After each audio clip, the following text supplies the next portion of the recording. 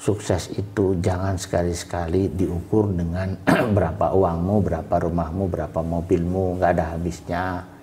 Dan nanti banyak cara mengarah ke sana yang kamu bisa nggak tidur di rumah atau di hotel, tapi tidur di penjara. Masa depan itu betul-betul loh ditentukan oleh diri sendiri, bukan orang lain. Walaupun muda, percepatlah dewasa dalam menentukan masa depan. Dan itu bisa.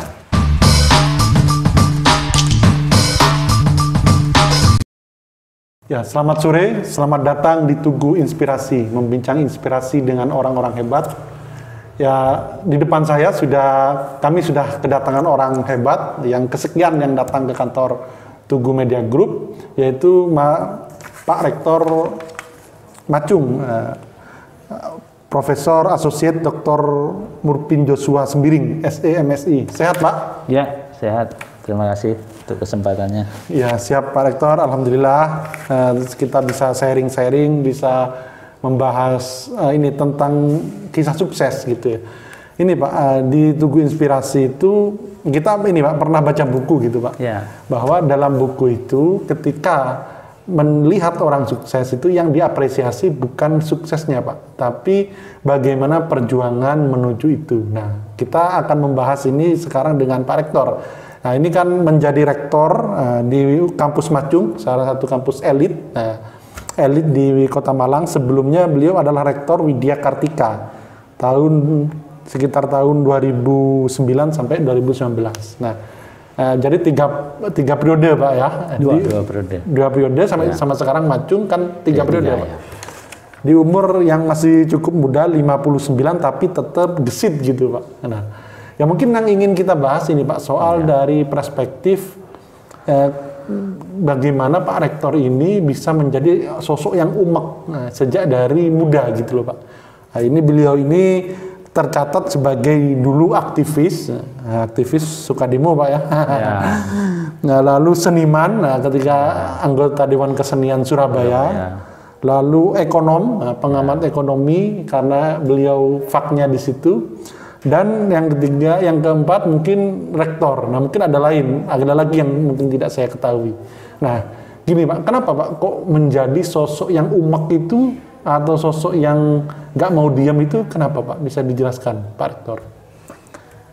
Jadi setelah kemerdekaan, papa saya itu kan menjadi TNI, sehingga hidupnya di batalion-batalion, ya. Keliling se-Indonesia. Saya waktu itu masih kecil, jadi saya lihat kehidupan di batalion itu begitu ada pengumuman itu tentara itu gesit ya, mau keadaan apapun sudah harus di lapangan gitu ya. Baru makan aja kalau disuruh pergi sudah siap gitu ya, siap siaga gitu ya. Jadi cara jalannya juga cepat, sehingga saya sejak kecil orang bilang Murpin ini jalan atau lari sih. Kebiasaan saya begitu sampai hari ini. Jadi cara jalan saja memang saya ingin speednya itu tinggi gitu ya, jalan gitu ya. Sehingga saya merasa segala sesuatu itu kalau kita nggak cepat ngambil kesempatan dan kegiatan, bisa jadi kita diambil orang lain dan kita nggak jadi siapa-siapa gitu ya. Jadi kesempatan peluang itu penting, dalam bahasa sekarang mungkin disebut dengan strategi thinking, bagaimana berpikir strategik ya. Mungkin dulu saya nggak ngerti ilmu itu, tapi ternyata apa yang saya jalani ini ya ada ilmunya ternyata gitu kan ya. Nah, makanya mulai kepada generasi muda juga saya ajari strategi thinking, bagaimana berpikir strategis, tahu diri siapa, lalu bagaimana cara mengaktualisasikan diri dengan berbagai kegiatan gitu ya. Karena apalagi setelah saya masuk ke dunia kampus ya, sejak muda jadi dosen, saya lihat loh, kalau dosen aja kita nggak punya bisnis walaupun kecil, mahasiswa mau percaya kita gimana cara gitu kan. Akhirnya saya ada bisnis gitu. Apa, kan. Pak? Saya pernah buka restoran, buka ekspedisi di Surabaya. Surabaya, pernah buka percetakan walaupun jatuh bangun. Karena saya nggak bisa kontrol ya, istri juga dulu kerja di bank gitu ya. Yang bertahan apa Pak sekarang Pak? Yang sekarang malah setelah jadi rektor ini nggak ada satupun usaha yang bertahan. Saya tinggal semua. Tapi bagi saya kegagalan bisnis itu ada keuntungan didapat di sana kan. Artinya kita punya pengalaman sukses, pengalaman dibohongi rekanan, pengalaman dibohongi karyawan gitu-gitu ya. Jadi kita udah ngerti kan gitu. Sehingga akhirnya saya berprinsip gini, nggak usah banyak ceritalah ke orang lain bagaimana jatuh bangun usahamu, tapi bagaimana caramu bangun dari jatuhnya itu yang penting, spiritnya kan. Kalau kita cerita, saya dulu anak desa, saya dulu makannya kurang gini-gini, nanti anak kita sendiri bilang, wah nggak usah cerita itu Pak, itu udah masa lalu itu. Papa dulu naik jalan kaki loh, kamu udah punya mobil, gitu ya. Siap. Nah, jadi cara bangkitnya itu yang memang saya dapat spirit dari orang lain juga. Nah, kenapa Pak? Bapak ini kan PNS. Ya. Nah, kok nggak mau diem, kok nggak menikmatin lah apa itu gaji bulanan, meskipun sedikit Pak ya. Dan kenapa kok selalu ingin berbuat lebih dan ingin terus produktif gitu loh Pak? Iya. Saya selalu sebelum orang bicara tentang sosiopreneur ya, bagaimana kamu bisa melihat masalah sosial, tapi juga membangkitkan keekonomian. Ya, dia nggak sekedar entrepreneur. Itu sejak dulu itu saya pegang, dan konsep empowering, jadi memberdayakan masyarakat supaya masyarakat itu berdaya gitu kan. Nah itu inspirasinya hampir 10 tahun saya bekerja di NGO namanya Prospana itu ya. Itu yang disupport oleh USAID, kantornya di Asia itu di Chiang Mai ya, Family Health International. Nah, itu sangat banyak saya dapat pengetahuan bagaimana merancang sebuah strategi program ya kan ya. Bagaimana teknik-teknik advokasi kepada pihak-pihak penentu gitu kan ya. Jadi bayangkan Jawa Timur itu dulu belum ada Komisi Penanggulangan AIDS Daerah, KPAD, belum ada. Karena pemerintah dan DPR-nya merasa masalah HIV itu bukan masalah gitu ya. Nah, saya diajari bagaimana teknik advokasi supaya penentu kebijakan itu yang punya kekuasaan dan punya anggaran itu kamu pengaruhi sedemikian rupa sehingga mereka merasa, oh ini jadi masalah kami di daerah Jawa Timur gitu kan ya. Sehingga harus dijadikan skala prioritas, diprogramkan, di APBD-kan, dan itu berhasil. Gitu sih. Nah itu cara-cara juga. Pak ini di dunia aktivis 10 tahun Pak ya? Jadi saya ini dikenal orang ya, aktivis LSM, aktivis organisasi kemasyarakatan. Apa namanya Pak? Apa itu? Yang mana? Nama organisasi kemasyarakatannya? Organisasi kemasyarakatnya, saya Ketua Umum Mahasiswa Pancasila Jawa Timur. Pemuda Pancasila Pak? Pemuda Pancasila itu jadi kami sama-sama didirikan oleh Jenderal Nasution setelah perang kemerdekaan itu. Didirikan Pemuda Pancasila, didirikan Mahasiswa Pancasila. Beda ini. Oh, gitu. Beda. Jadi saya ketua umum di Jawa Timur, lalu saya masuk di kegiatan gerakan mahasiswa juga. Saya mantan ketua GMKI. Kalau di Muslim itu ada HMI ya. MMI gitu Pak ya? Ya. Kalau di Muslim itu ada ISMI. Di Kristen itu ada PIKI, Persatuan Intelijensia Kristen Indonesia, saya sekjennya. Nah lalu di KNPI Jawa Timur, DPD KNPI Jawa Timur itu saya 2 periode. Zamannya almarhum Mas Gatot Sujito, yang terakhir jadi anggota DPR RI ya. Nah, saya di situ, aktivis di situ. Tentu ormasnya lah ya, organisasi pemuda itu. Nah itu yang paling berkesan bagi saya, kita ikut memperjuangkan asas tunggal Pancasila. Oh itu organisasi keagamaan itu keras menolak. Tapi kita juga keras menyatakan tidak ada lain, semua harus tunggal asasnya. Organisasi mau Kristen, Katolik, Buddha, Islam harus cantumkan Pancasila. Ya karena saya ketua umum mahasiswa Pancasila itu. Siap. Pak, dari banyak dunia itu yang mungkin dari aktivis dulu Pak, yang dipelajarin itu apa Pak? Yang relevan untuk di dunia akademik gitu Pak? Hampir pasti kan leadership ya, saya dapat beragam-ragam kepemimpinan ya di kalangan kelompok pergerakan keagamaan saya ikut gitu ya. bagaimana saya bergaul dengan teman-teman Partai NU, Ansor, Muhammadiyah gitu kan. Jadi saya dapat satu model utuh versi saya. Inilah saya dengan leadership saya gitu loh, kepemimpinan saya gitu kan ya. Sehingga itu sangat membantu saya untuk memimpin di perguruan tinggi ya kan ya. Selain pengetahuan tentang dunia perguruan tinggi itu sendiri kan, tentang manajerialnya mau kemana arahnya gitu kan ya. Seperti itu. Contoh misalnya, kalau saya bilang, kalau ketemu dengan para rektor gitu ya, saya bilang, Bapak Ibu, kalau kita pakar di bidang kita saja, ya cukup kepala laboratorium, nggak usah jadi rektor kelasnya. Karena rektor itu selain kepakaran ilmunya, dia juga harus berpikir bisnis. Jadi bisnis yang bagaimana revenue lah Pak, mencari kehidupan untuk kepentingan kampusnya supaya maju gitu kan, bukan untuk kepentingan pribadi. Nah kalau udah tataran gitu syarat sebuah orang rektor, maka ya jangan cari orang yang cuman kemampuan akademisnya saja. Nah, berarti kan sudah harus ada network yang luas gitu ya, mampu berteman dengan pebisnis, kalangan-kalangan itu, jaringan-jaringan itu dikenal gitu ya. Kalau enggak ya nggak bisa. Gitu. Siap. Jadi itu Pak ya, ini menariknya yang soal ini Pak, soal bagaimana Bapak bekerja ikut USAID Pak ya. Nah, itu belajar dari Amerika itulah kira-kira kultur kerja dan lain sebagainya. Apa Pak yang menarik dari situ Pak? Jadi saya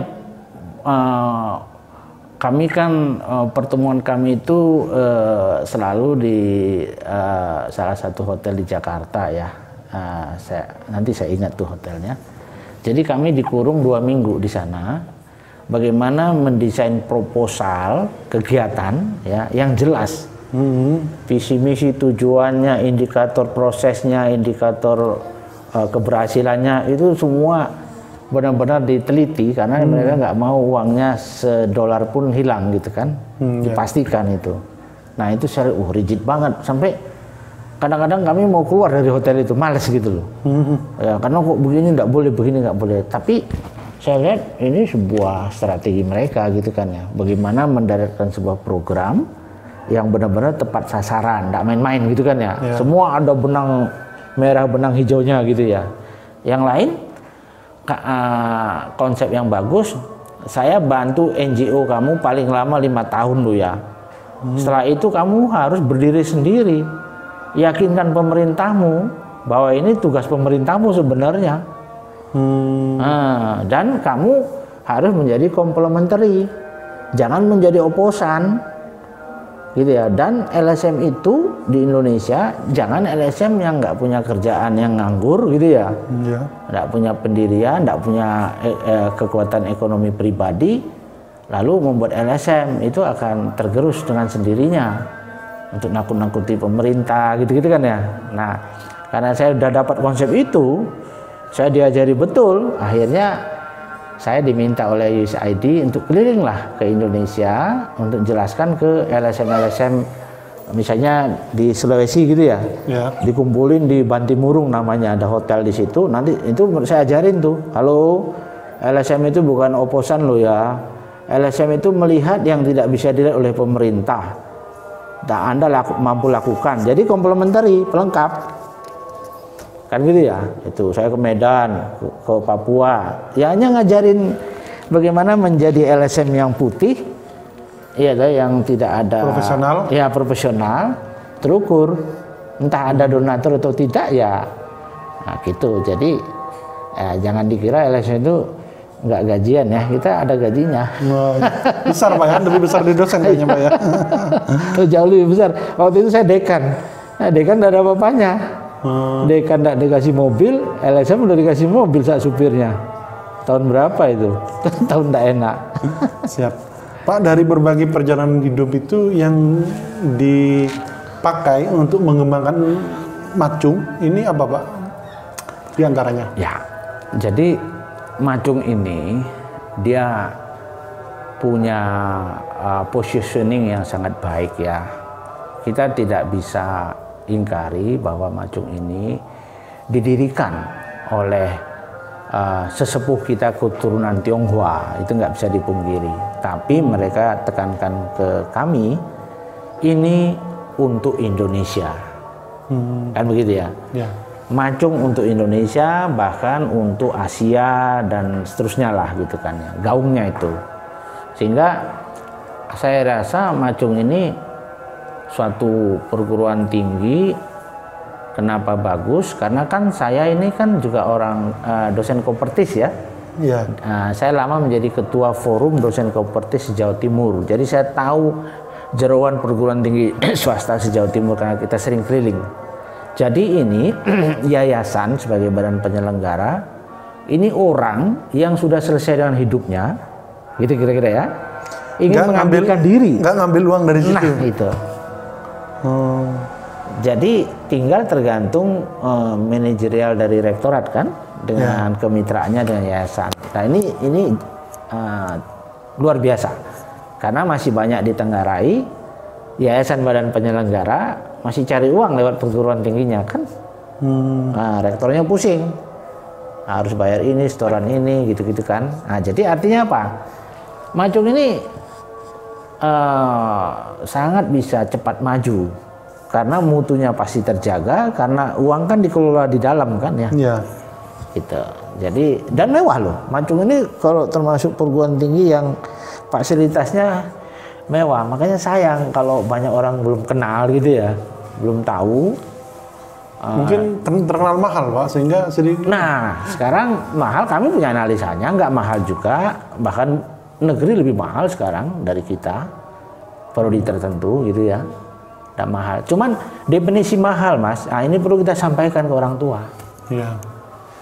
Kalau anak-anaknya ditempatkan di perguruan tinggi tertentu, lalu nganggur setahun aja, mahal nggak sih? Ya mahal. Macung wisuda begini udah kerja, saya udah pamit Pak di kantor saya, udah kerja dia, bisnis dia, entrepreneur, jadi nggak mahal kan? Ya nganggur setahun, ditanyain terus udah kerja masih nganggur, nyogok pun mau kan kadang-kadang kan orang tua kita. Nah ini makanya definisi mahal itu orang tua perlu tahu lah. Jadi nggak banyak perusahaan-perusahaan besar kan di Macung, Tanskop, Wing Group itu semester 6, semester 7 udah di beasiswa itu Mas. Udah diikat mahasiswa kami itu, tapi seleksi tentunya ya. Siap. Jadi murah jadinya kan.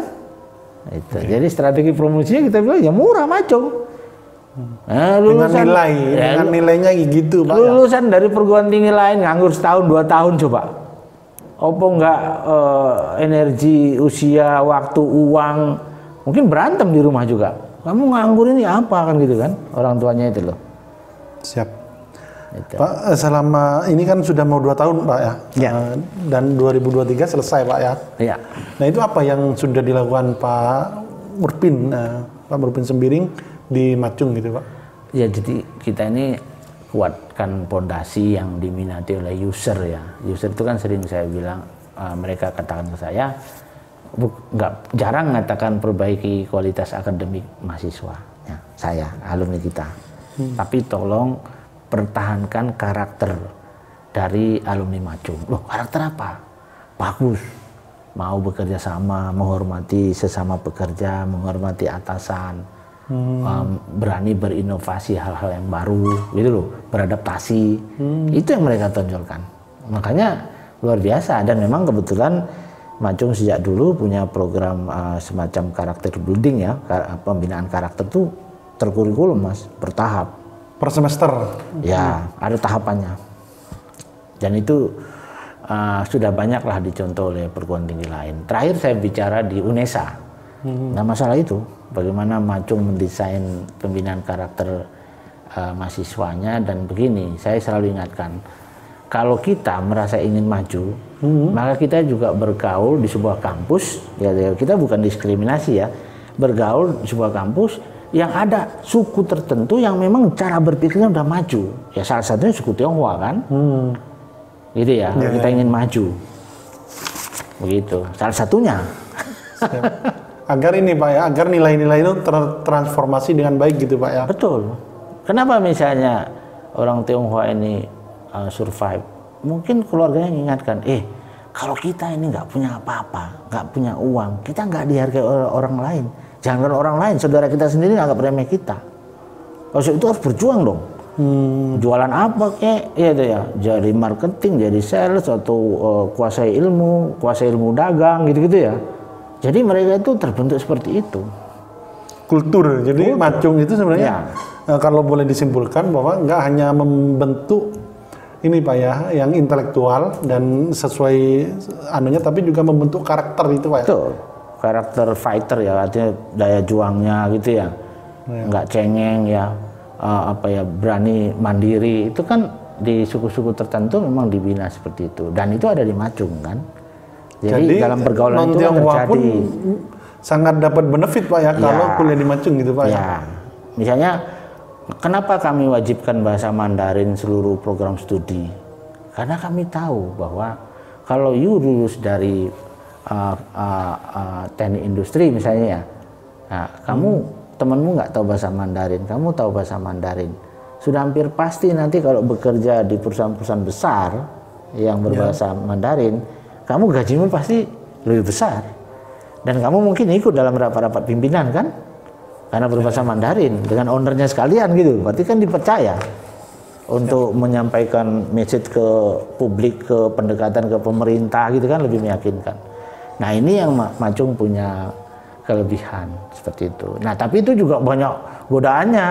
Orang tua protes, jurusan juga protes, ngapain sih pakai bahasa Mandarin? Kan habis kurikulum kami gitu-gitu. Dia nggak ngerti bahwa itu untuk daya jual dia kan nanti kan. Gitu. Banyak kok terbukti itu. Siap, menarik sekali nih Pak Murpin. Ini Pak, dalam hal lain Pak ya. Jadi Pak Murpin dinobatkan sebagai 100 tokoh Karo oleh ini Pak ya, oleh 2 wartawan Pak ya, di 2014 dan 2020 di Medan Pak ya.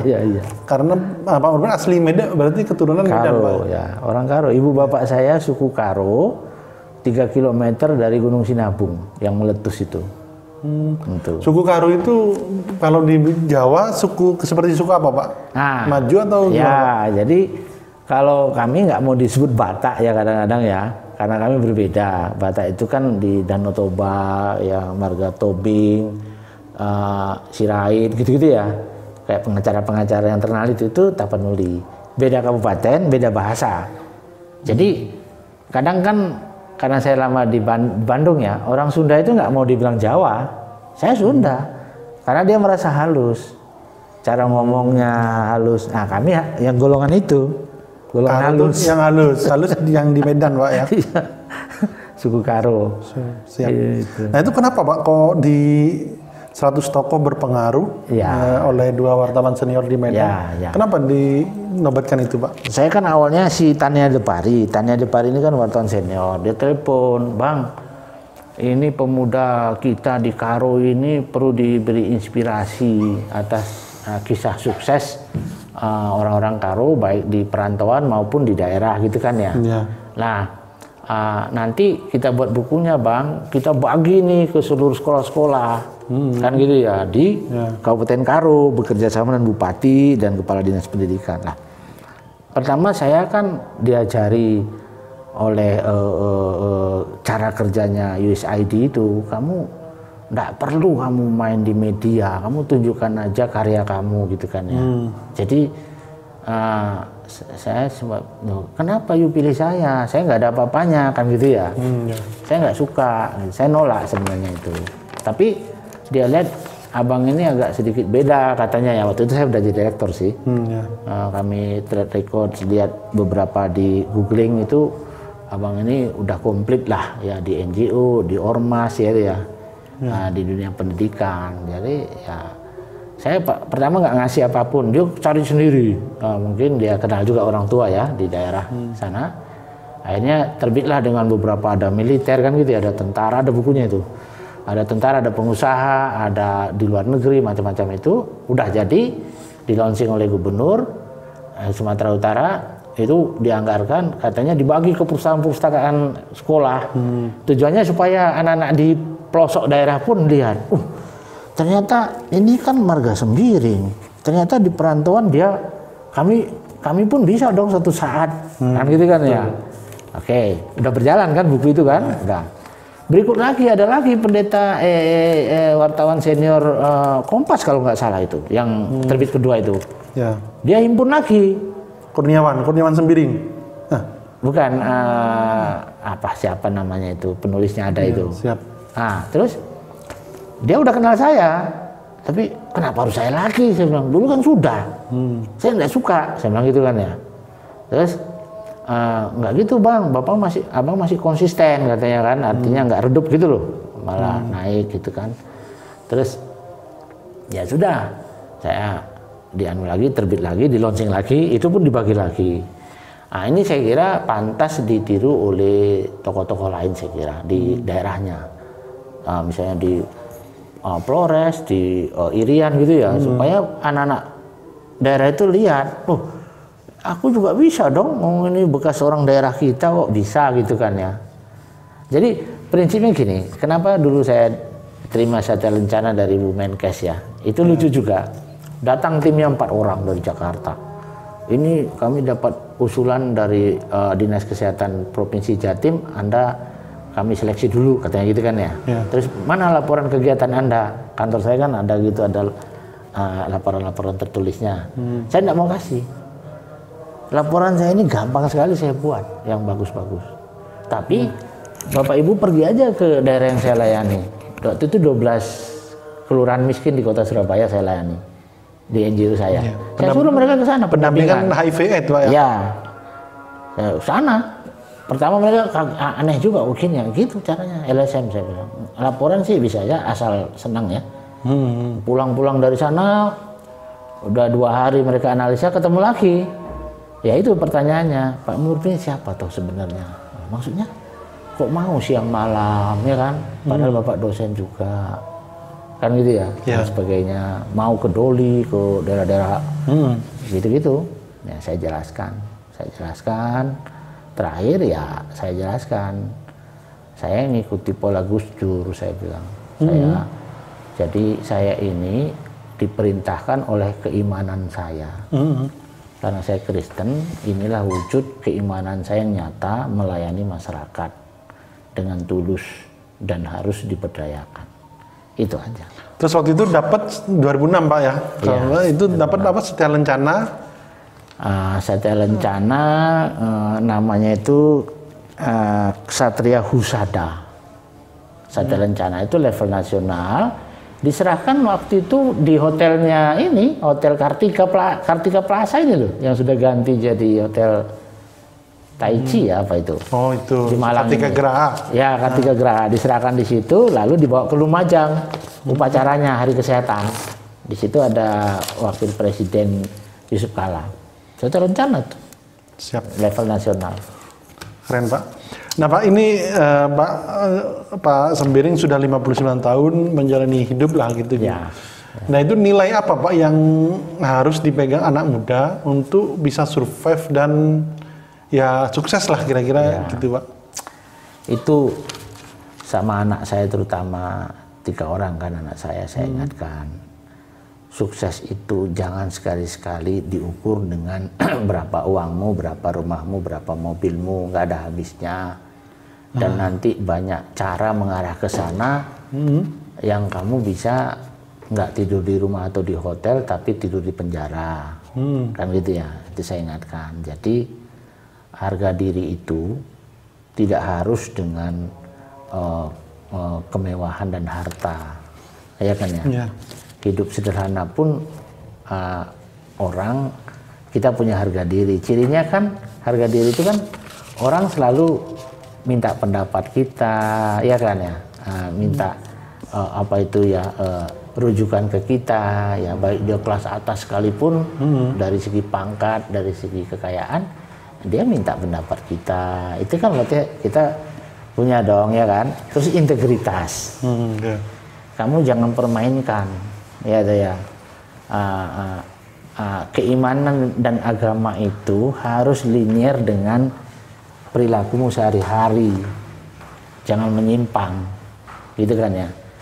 Kan negara ini kan katanya kan apa ya kata Salim Said ya, Korea Selatan itu maju karena takut ke Korea Utara, Cina itu maju karena takut dengan Taiwan, Israel itu takut karena dikelilingi oleh Arab gitu kan ya. Yeah. Nah orang Indonesia ini nggak ada ditakuti, Tuhan aja dia nggak takut.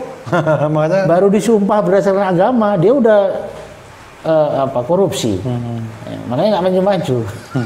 Siap. Tuhan aja nggak ditakuti gitu. Nah, Oke, siap Pak. Terima kasih.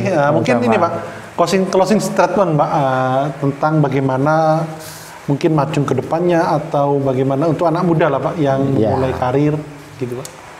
Jadi anak muda sekarang harus berpikir critical thinking, strategic thinking gitu ya. Jadi kamu harus memilih strategi hidupmu ya kan ya, dengan pilihan-pilihanmu, dengan menyesuaikan dengan kemampuanmu gitu ya. Dan juga masa depan itu betul-betul loh ditentukan oleh diri sendiri, bukan orang lain gitu kan. Orang lain itu kan cuman faktor pendukung ya. Artinya kamu harus punya kemampuan sendiri, dan walaupun muda, percepatlah dewasa dalam menentukan masa depan. Dan itu bisa. Walaupun usia muda, tapi kamu udah bisa, apalagi di era sekarang ya. Penuh dengan sumber berita yang bisa di-searching macam-macam ya. Jadi tamat SMA pun kamu sudah harus menentukan kemana arah masa depan, sebenarnya sudah bisa. Oke, siap Pak Murbin, luar biasa sekali Pak sharing kita sore ini. Semoga bermanfaat dan jangan lupa subscribe YouTube Tugu Malang.id. Terima kasih. Selamat sore. Selamat sore. Selamat sore. Terima kasih.